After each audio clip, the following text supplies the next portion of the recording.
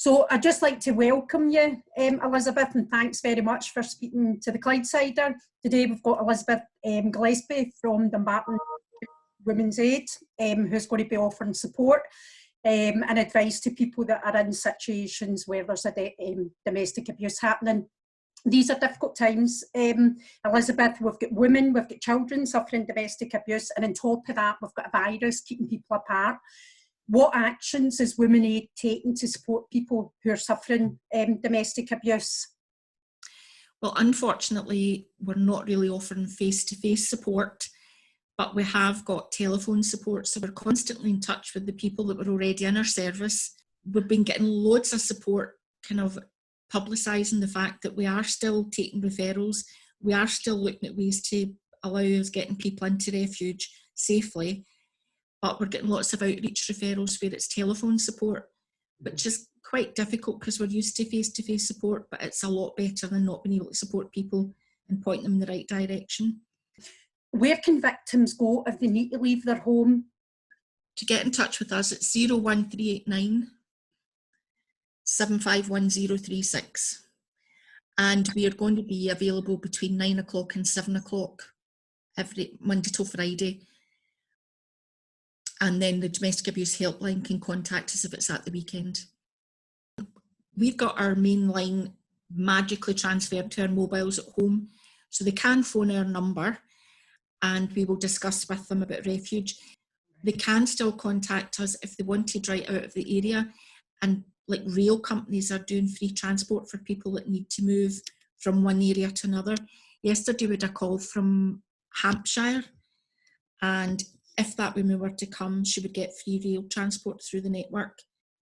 But it is really just phoning us and we can point people in the right direction, or phoning the council's homeless department.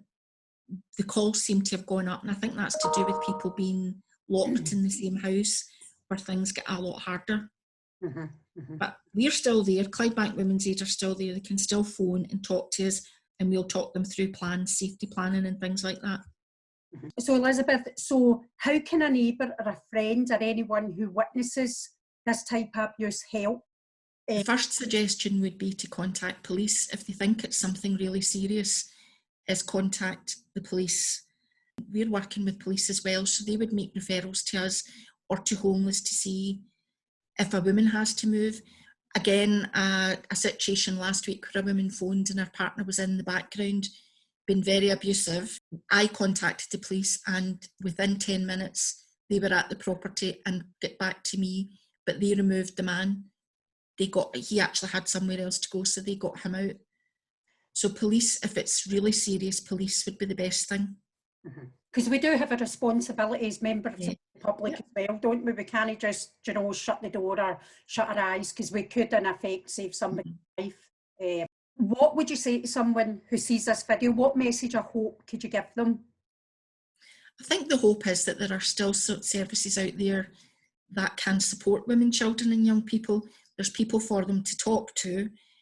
I know everybody thinks in the lockdown that you have to stay where you are, but there's ways around that. There's ways where we can get people to refuge, to homeless accommodation. Police are answering calls. The council have got no homes for domestic abuse where they would remove an abuser. So don't think because we're in lockdown that there's nobody out there that can help. Sometimes it's even enough just for someone to phone and have a chat with someone that can kind of give them coping strategies, how to keep safe.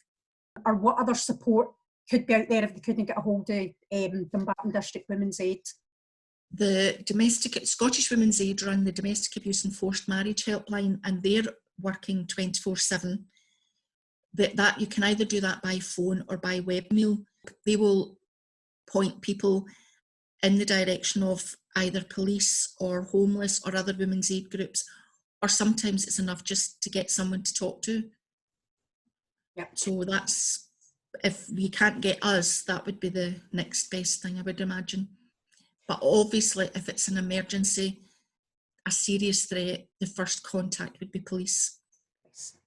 Okay, that's brilliant, Elizabeth. Let's hope that somebody sees this video, and if it helps one woman, then you've done, haven't you? Thanks so much, Elizabeth, and it was lovely to meet you. Thank you.